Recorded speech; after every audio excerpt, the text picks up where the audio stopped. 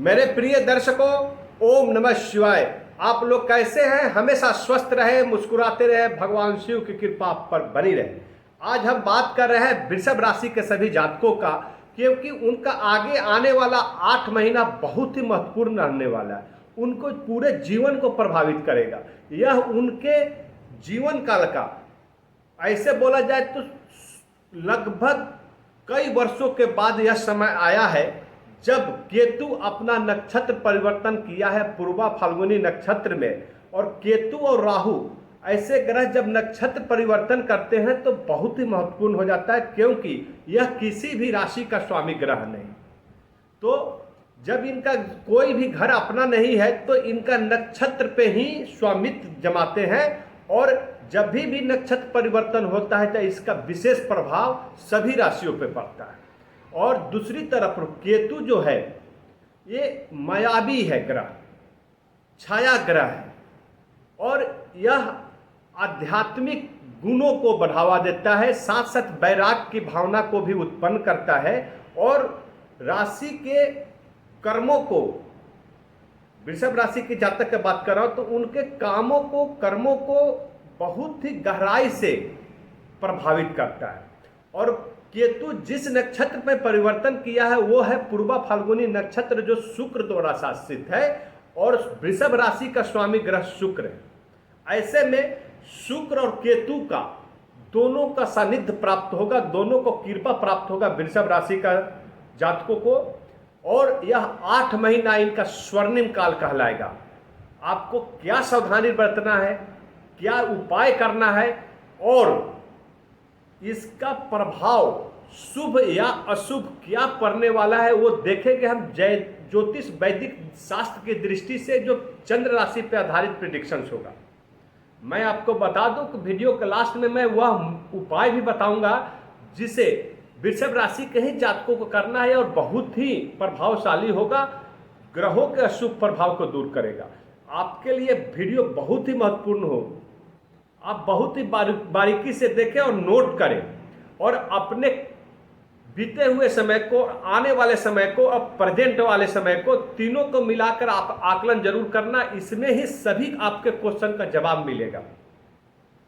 सबसे पहले बात करते हैं हम वृषभ राशि के जातक, जो राशि चक्र की दूसरी राशि है, जिसका स्वामी शुक्र है, और केतु जो है वो अभी सिंह राशि में गोचर किया है और वहीं पे नक्षत्र परिवर्तन किया है। तो वृषभ राशि के जातकों के लिए 4th हाउस होगा। 4th हाउस में केतु है और अपना नक्षत्र परिवर्तन किया है। तो जो नक्षत्र में गया है वो शुक्र द्वारा शासित है, पूर्वा फाल्गुनी नक्षत्र। तो शुक्र का जो भी राशि का स्वामी ग्रह होगा वो सारे घर एक्टिवेट हो जाएंगे। जैसे वृषभ राशि 2nd हाउस, जो लग्न भाव ही है, खुद है वृषभ राशि, तो ये उनका लग्न भाव एक्टिवेट हो जाएगा। फिर तुला राशि का स्वामी ग्रह शुक्र है, तो तुला राशि अभी वृषभ राशि के लिए 6ठा है, 6th हाउस है, तो 6th हाउस एक्टिवेट हो जाएगा। साथ ही साथ केतु सिंह राशि में है तो 4th हाउस एक्टिवेट हो जाएगा। तो एक एक करके हम देखते हैं। क्योंकि केतु का स्वभाव क्या है, तो केतु का स्वभाव है वैराग्य की भावना को उत्पन्न करना, साथ ही साथ आध्यात्मिक गुणों को बढ़ावा देना, और आपके कार्यों को बहुत ही गहराई से प्रभावित करता है। यहां पर आपको बता दूं कि यह समय जो 8 महीने का समय होगा वो आपके वैराग्य और आध्यात्मिक ज्ञान का कारक बनने वाला है। अतः इस समय आप अपना आत्मचिंतन जरूर करें, अपने पर्सनालिटी का, अपने कार्यों का, अपने स्वभाव का, सभी गुणों का आपको आत्मचिंतन करने की जरूरत है। और आध्यात्मिक खोज यदि करना चाहते हैं तो यह 8 महीने का समय बहुत ही उपयुक्त रहने वाला है आपको।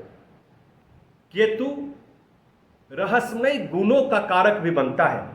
यह रहस्यमय विद्या और ज्ञान का प्राप्ति कराता है। तो यदि कोई भी जातक अपने कोई भी गुड ज्ञान प्राप्त करना चाहता है तो यह 8 महीने का समय आपके लिए बहुत ही महत्वपूर्ण रहने वाला है। केतु साथ ही साथ इस 8 महीने में आपके जो बीते हुए पास्ट में जितने बोझ थे उसको सारे खत्म कर देंगे। बोझ में क्या क्या हो सकता है, जो आपने कार्य शुरू किया था लेकिन वो संपन्न नहीं हो रहा था, उसमें आपको विफलता मिल रही थी, तो उसमें आपको उस कार्य को संपन्न कराएगा, उसमें सफलता दिलाएगा। यदि आपने कोई ऋण लिया है, ये 6th हाउस, तुला राशि जो है आपके 6th हाउस में है, रोग ऋण का भाव है। यदि आपने कोई ऋण लिया है तो उसका चुकता करेगा, आपके भंडार को इतना भर देगा ये केतु, आकस्मिक धन लाभ कराएगा आपको, जिससे आपका भंडार भर जाएगा। आकस्मिक दुर्घटना भी कराता है, वो आगे हम देखेंगे क्या क्या सावधानी बरतना, उसकी भी बात करेंगे। आपको क्या क्या अभी देने वाला है, क्या शुभ फल प्राप्त होने वाला है, उसकी बात कर रहा हूं। तो आपके ऋण को चुकता करेगा, पुराने जितने बोझ है वो सभी को समाप्त करेगा और नए जीवन की आपको शुरुआत करने का रास्ता दिखाएगा। तो आपको खुद को आत्मचिंतन करना है, ठीक है। आत्मचिंतन करके आपको अपने समस्याओं का निदान प्राप्त करके आगे बढ़ना है। अभी हम बात कर रहे हैं केतु का, जो आपके 4th हाउस में है। और 4th हाउस किसका है? भौतिक सुखों का, मकान, भूमि, भवन। तो केतु जाना ही जाता है। देखो, केतु अभी आध्यात्मिक डिटैचमेंट कराता है, अपने कार्यों से विमुख कराएगा, लेकिन अभी ये पूर्वा फाल्गुनी नक्षत्र में गोचर किया है। और उस नक्षत्र का क्या स्वभाव है? तो भौतिक सुख प्रदान करना, सौम्यता की ऊर्जा प्रदान करना, रहस्यमय चीजों को, रचनात्मकता के गुण को बढ़ा देना। आपके अंदर यदि कोई क्रिएटिविटी क्वालिटी है, रचनात्मक गुण है, उसको ये उच्चतम शिखर तक ले जाएगा। कोई पोएट है, कोई पेंटर है, कोई राइटर है, कोई साइंटिस्ट है, कोई टेक्निकल स्टडी कर रहे हैं, कोई खगोल विद्या में पढ़ाई कर रहे हैं जो साइंटिस्ट बन रहे हैं। तो ऐसे विद्यार्थी को, ऐसे जातक को, जहां यदि इस फील्ड में आप यदि नौकरी भी कर रहे हैं तो आपको ये उच्चतम शिखर तक ले जाएगा। आप यदि कोई ऐसा बिजनेस करते हैं जहां पर टेक्निकल, इलेक्ट्रॉनिक्स और किसी चीज का यदि खोज कर रहे हैं तो उसमें आपको सफलता दिलाएगा, आपके बिजनेस को 4 चांद लगाएगा। विदेशों में यदि आपका व्यापार है वहां पे ग्रोथ कराएगा। तो आप इस बात का ध्यान दें कि आपके जितने भौतिक सुख है इसको प्राप्ति होगा, अचानक धन लाभ होगा, अचानक, क्योंकि केतु सभी आकस्मिक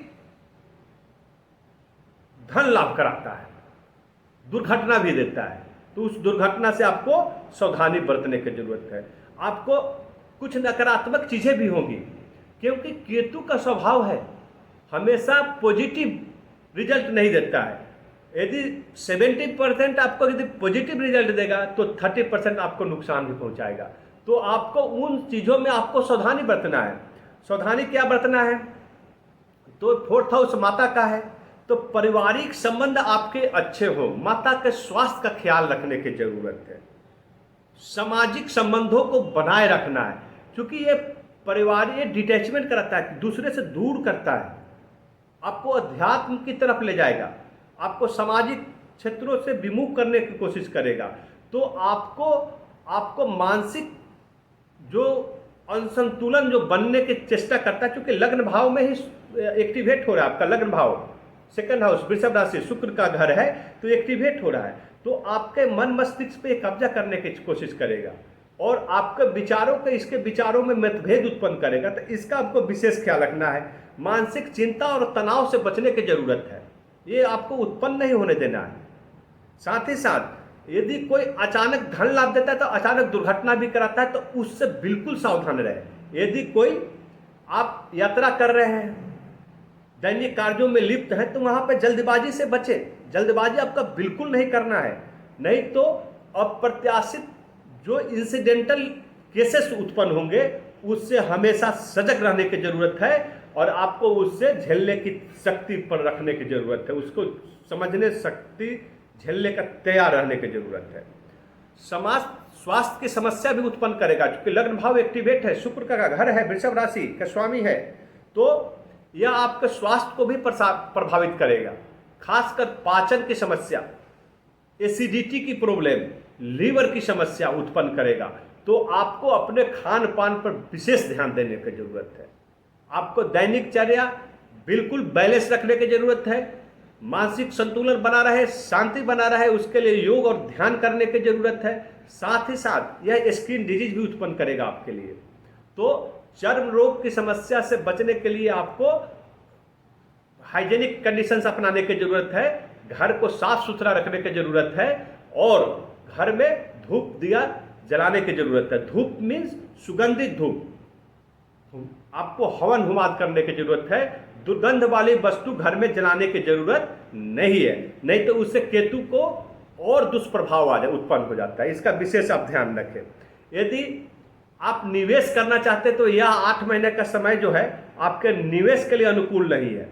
यदि भवन खरीद रहे हैं, मकान खरीद रहे हैं, भूमि खरीद रहे हैं तो आप सोच समझकर ही खरीदें, 2-4 बार समझे फिर उसका डिसीजन ले और फिर करें, नहीं तो जल्दीबाजी में बिल्कुल नहीं करना है। साथ ही साथ आपको कार्य क्षेत्र में बदलाव आ सकता है या ट्रांसफर हो सकता है, तो उसको एक्सेप्ट करें, क्योंकि ये जो भी लाएगा आपके अंदर बदलाव, जो लाएगा नई शुरुआत की दिशा देगा, ये आपके लिए बहुत ही अच्छा रहने वाला है। तो आपका कैरियर, अभी देखते हैं केतु का जो प्रभाव पड़ रहा है वो आपके दृष्टि जो पड़ रही है पिता कर्म व्यापार भाव पे, तो आपके कर्म को बहुत ही प्रभावित करेगा, आपका व्यापार में ग्रोथ करेगा। आपको ध्यान रखने की जरूरत है, तो जल्दबाजी से बचने की जरूरत है। और साझेदार में यदि कोई व्यापार किए हैं तो वहां पे आपको ध्यान देने की जरूरत है। और पारिवारिक संबंध और जीवन साथी के संबंध, सामाजिक संबंध सब बना के रखने की जरूरत है।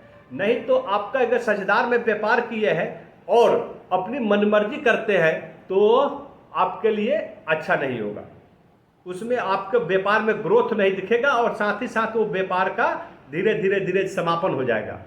तो यहाँ पे साझेदार को अपने बातों से तैयार करा के ही अपना काम करवाएं, आपको उस पर हावी होने की जरूरत नहीं है, क्योंकि केतु आपके अंदर ओवर कॉन्फिडेंस लाएगा कि आपको लगे कि जो मैं कर रहा हूं वो सही कर रहा हूं। तो यहाँ पर आपको बैलेंस रखने की जरूरत है, सामाजिक संबंधों को बनाए रखने की जरूरत है। पारिवारिक संबंध को भी मतभेद कराएगा, तो वहां पे जरूर ध्यान रखें कि पारिवारिक संबंध, माता का ख्याल, पिता का ख्याल और जीवन साथी का ख्याल जरूर रखें।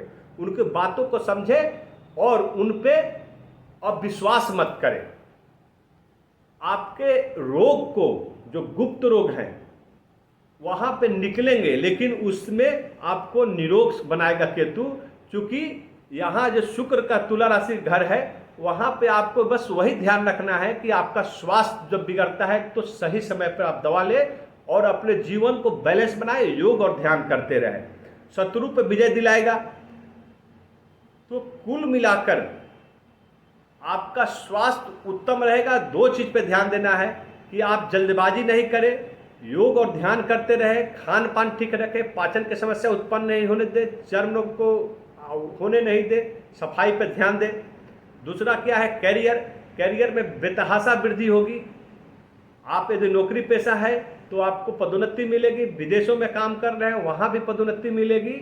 और साथ ही साथ जो बिजनेस कर रहे हैं, वो विदेशों में कर रहे हैं या देश में कर रहे हैं, उसमें भी बेतहाशा वृद्धि होगी। क्योंकि यह जो होता है केतु, जो का स्वभाव ही है आकस्मिक आपको ग्रोथ देना।